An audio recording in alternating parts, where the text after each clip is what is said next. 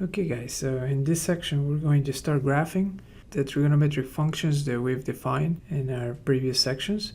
So we're going to start with sine and cosine. These two trigonometric functions are going to have a lot of similarities. As a matter of fact, they are almost identical except for a horizontal shift that we'll talk about. But we're going to start with the sine here, the sine function. We'll start with the parent function here, y equals sine of x. And we'll start plotting some points to sort of get the idea of the graph of this function, how like the curve looks like. So for that, we're going to refer back to our unit circle here. So let me start by labeling some, setting up my scale here. So I'm going to say this is -1, this is 1, and say that's pi right there, 2 pi. Now, if this is pi, I'm going to say this is pi halves, right? And from here, I can break it down or plot a few more points here. So I'm going to make this be my pi 4s, right? And I think we have enough to get started. Now, if we refer back to our unit circle, if you recall from the previous session, we have all the known angles here in radians and degrees. So we're setting everything up in terms of radians here.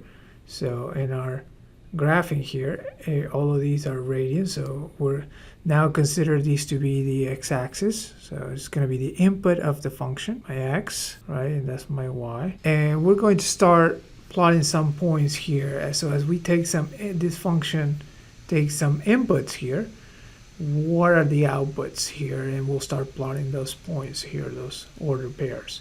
So we'll start with 0 here. Yeah, so if we go back and look at our unit circle, 0 is sine of 0. And again, remember sine for us is the y coordinate. So sine of 0 is 0, right? So back our graph here, we have sine of 0 is 0, so we put a point there. Now I'm going to do a few of these and then hopefully you'll start seeing the pattern. So if you're looking at unit circle, just follow along there.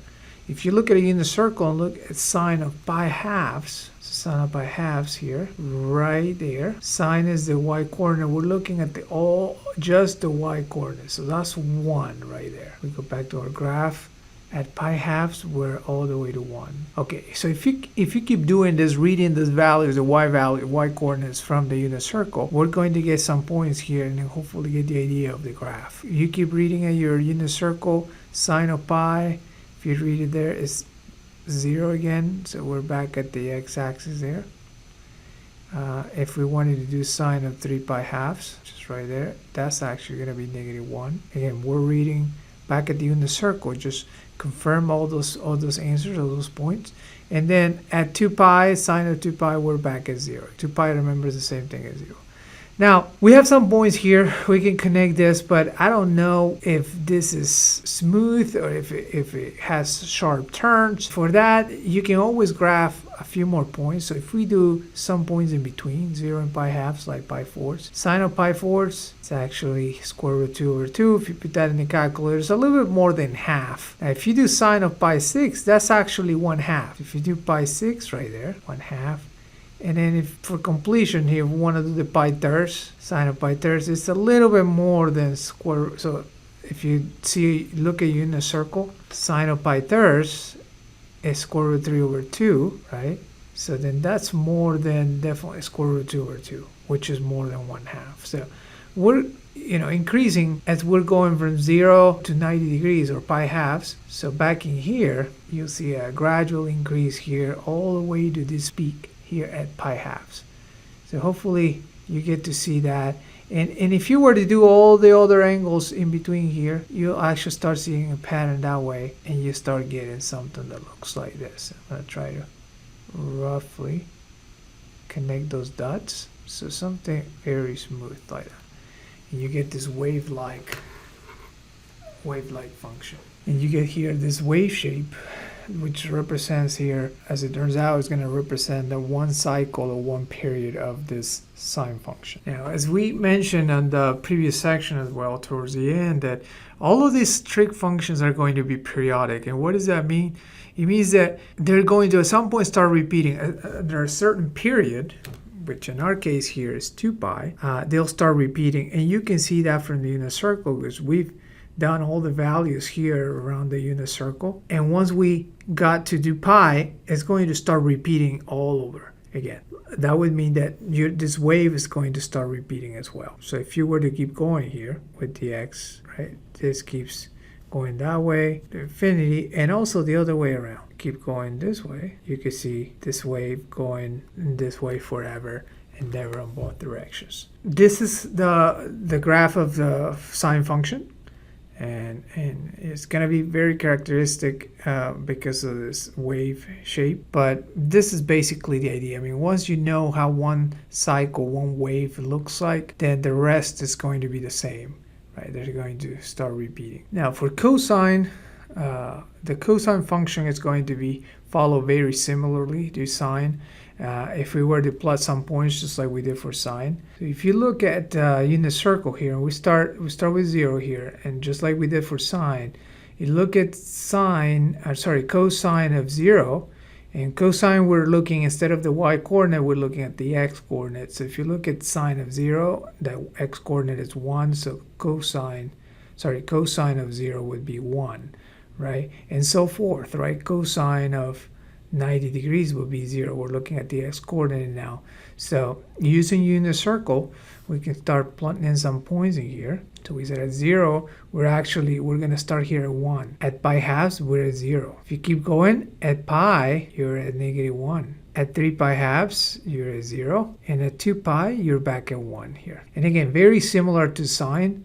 You can start filling in some more points in there. But I think you're going to get the idea. And once you do pi 4s in there, and then the pi 3rds and pi 6 right to the side, it's going to have that same shape. Now again, just like sine, again, we're going to, if you keep inputting values after 2 pi and before 2 pi, this wave is going to keep going, and it's going to repeat that cycle over and over again. Now notice here, if you compare the two, they're really identical, except that they have a different starting point. Given parent functions here, one starts at the origin right there, the other one starts right here at the peak at 1. So that's basically the only difference here, graphically, right? And then we're going to talk about the different characteristics that they have. Okay, so some of the characteristics they're going to share is that they both have the same domain, same range. So in the case of sine and cosine, as you can see in the graph, there's no restriction on the domain. Everything is allowed here as an input, because this, look at the x-axis here, this goes in both directions to infinity. So everything is defined there for the domain. So we'll say all reals, or negative infinity to infinity. And then the range, notice how both of these have the same peak, and the same maximum, and the same minimum. So which happens to be a -1 and 1. So then, and that's inclusive. There's no holes in here. So then your range is going to be for both, is to be the same, -1 to 1, if you look at the y-axis here. So there's nothing below -1, there's nothing above 1 here, so that everything in between, inclusive, would be the range, -1 to 1. Okay, something different here would be the symmetry.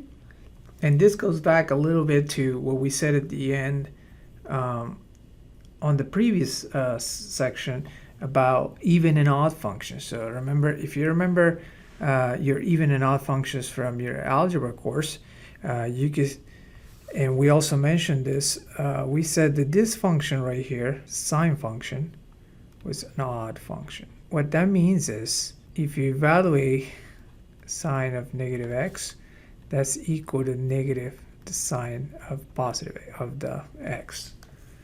So sine of -x is equal to negative sine of x. That's what it means to be an odd function.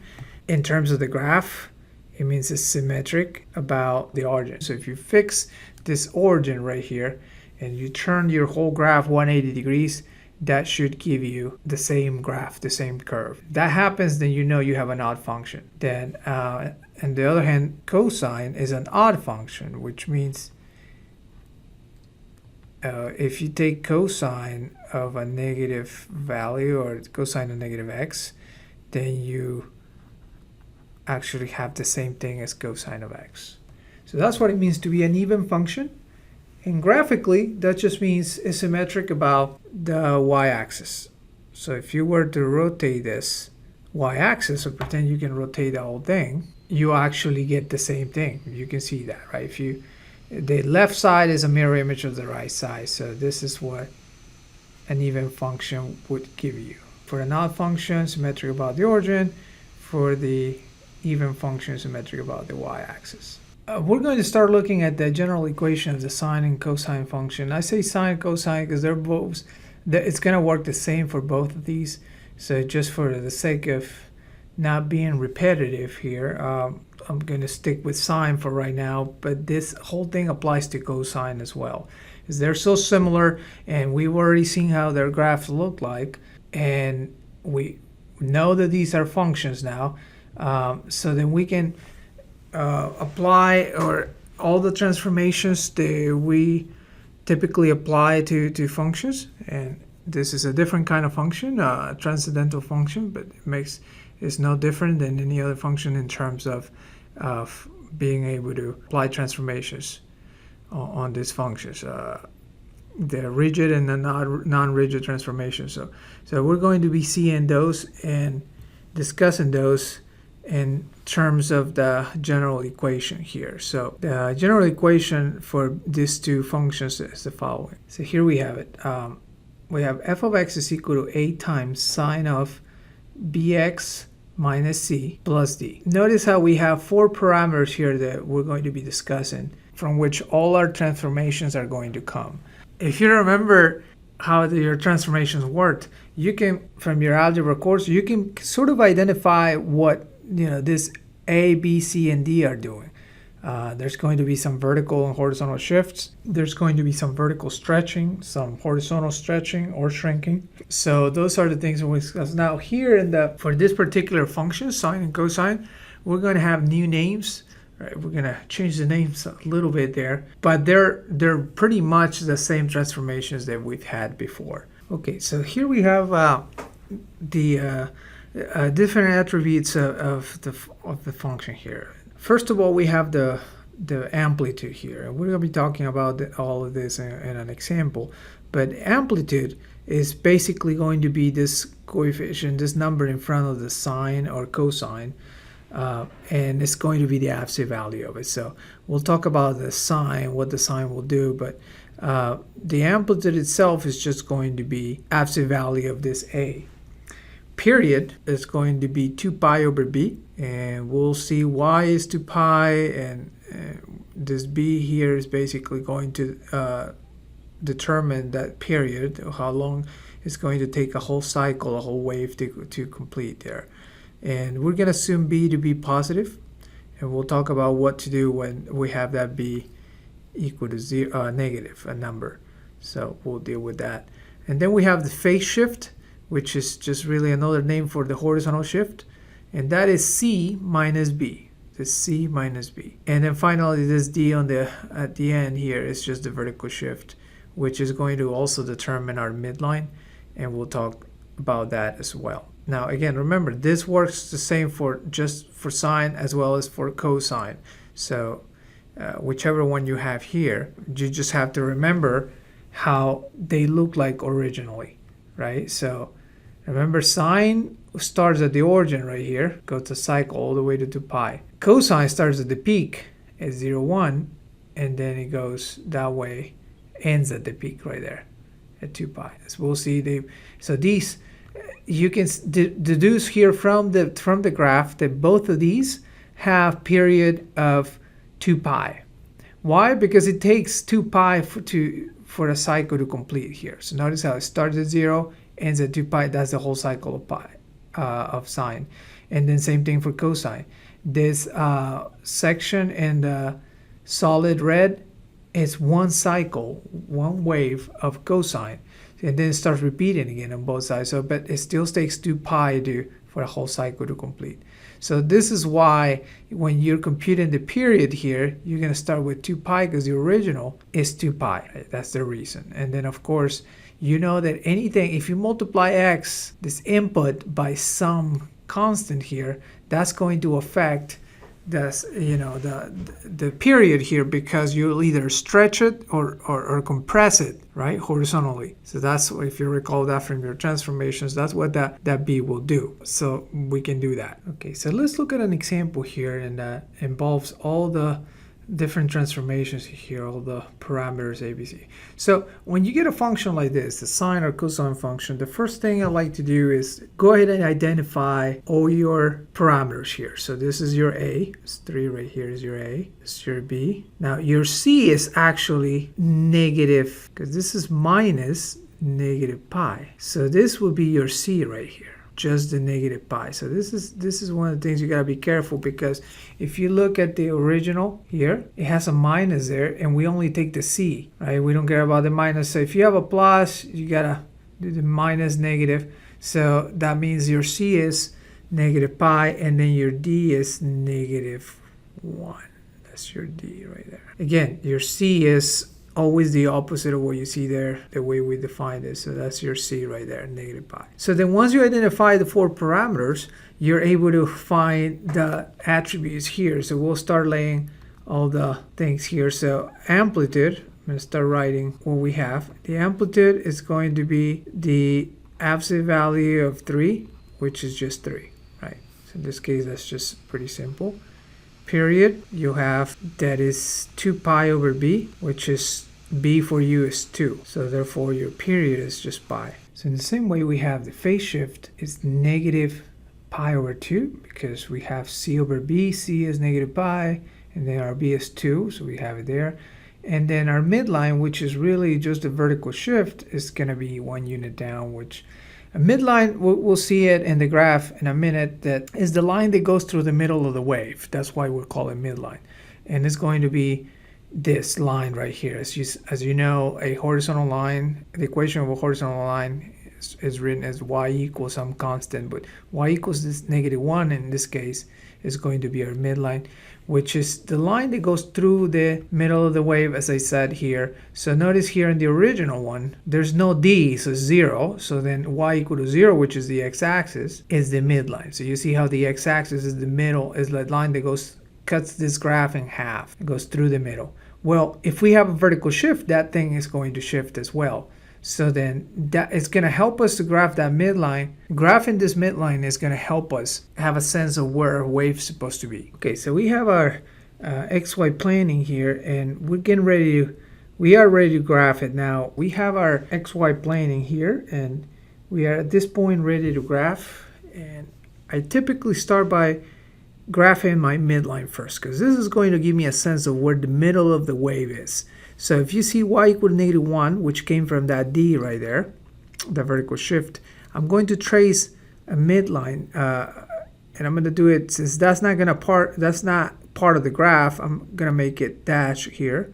So through negative 1, y equal to negative 1, we have the middle of the graph is going to, or there's going to be a line, imaginary line going through there. Okay, so I graph my midline first, right? And next, I'm going to figure out my starting point, right? Now, we've seen how sine looks like in cosine. So we're graphing sine here. So think about how sine is going to look like. Looks like this, right? Where the midline just goes through it. So I'm starting at the midline right there, and I'm ending at the midline, if you remember the parent function here. Now, but I need to figure out whether I have a horizontal shift or not. And that is our phase shift right here. So then we do have a horizontal shift. The phase shift is negative pi halves, and I've already gotten my scale here. So I said I label this to be negative pi halves, and I'm going to start right on the midline. So I'm starting right here. I'm going to do this in different color here so you can see it. So right on the midline at negative pi halves is my starting point, right? From that point, we're going to go 1 period to our ending point. So remember, the period is the horizontal distance that it takes the whole wave to complete, the whole cycle. So I know I'm starting at negative pi halves right on the midline, and I'm going to end right on the midline, finish right here, right on the midline, according to my graph of sine. But where though? Where in the x-axis? So for that, we need the period. And we computed the period to be pi. So then we're going to go pi from this point right here. From negative pi halves, we're going to go pi. So if you add pi to negative pi halves, you can see how pi will end up right here at pi halves. So it's going to look very symmetrical here. I'm going to end right there. And I'm right on the midline as well. Now, once you have your starting point and your ending point, you want to go ahead and, because if you recall here, let's go back for a minute here, for a second here, to our original function, y equals sine x. Remember how they all going to look the same. The period was 2 pi, 0 to 2 pi right here.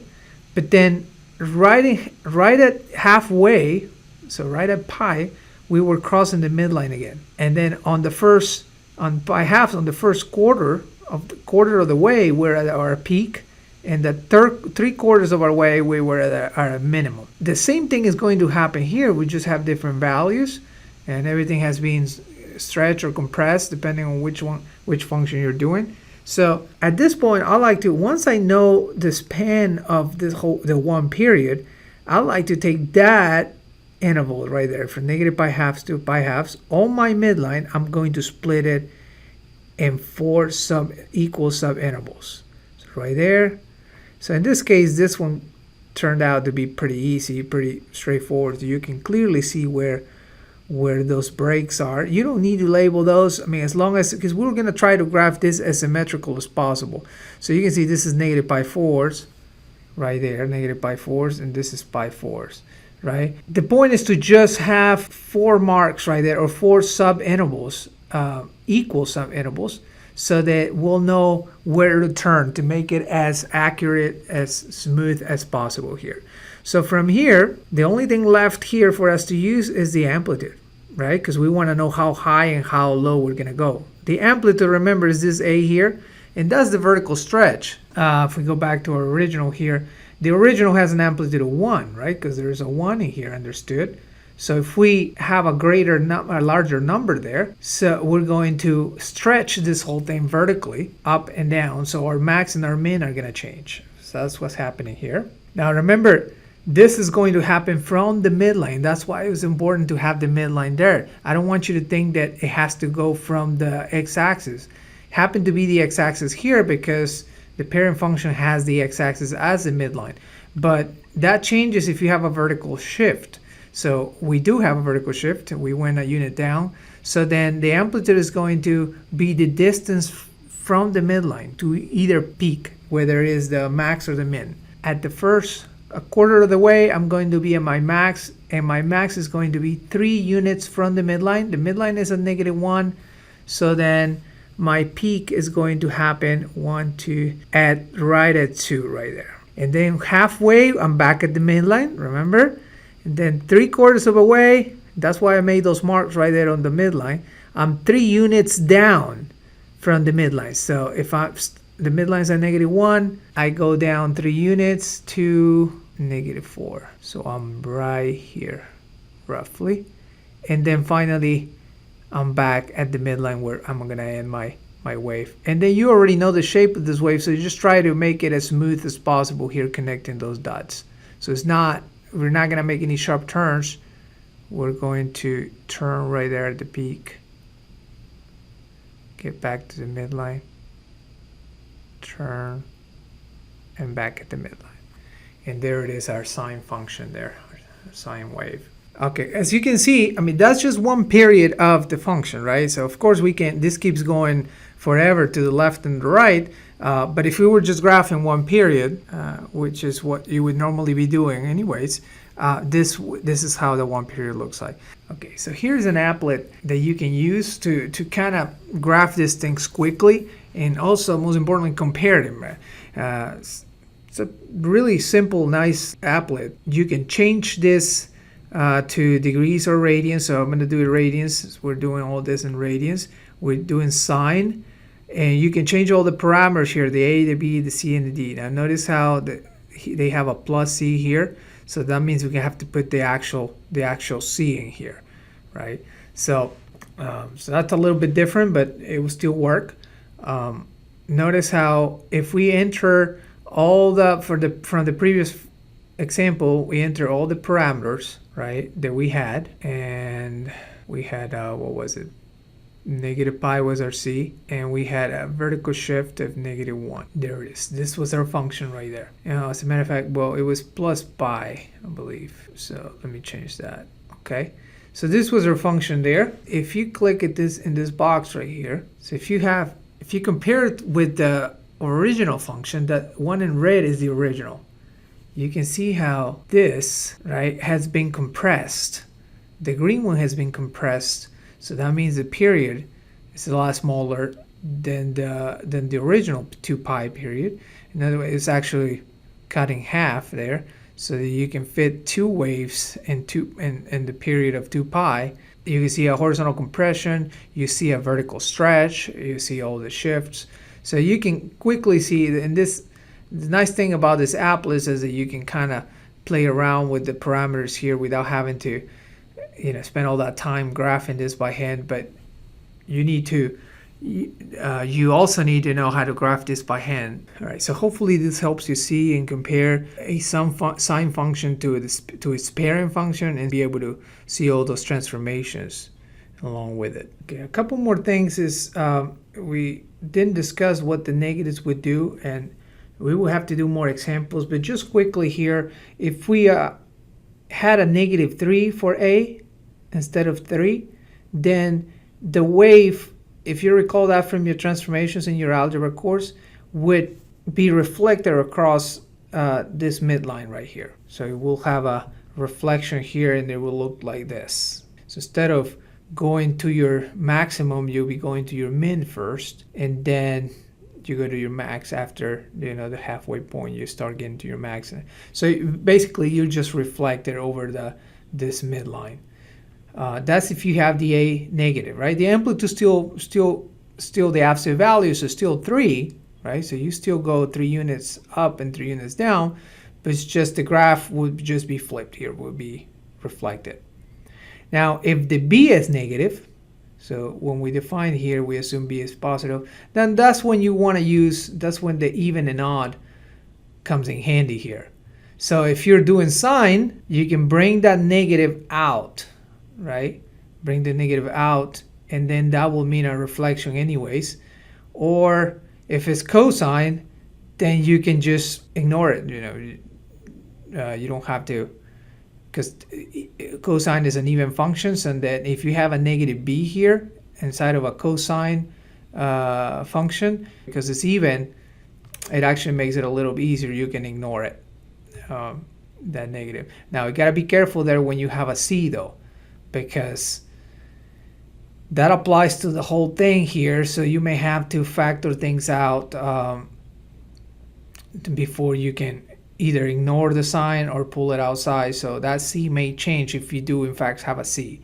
So then, we will investigate those kind of things with more examples. But this is the procedure of how to graph a sine or cosine function.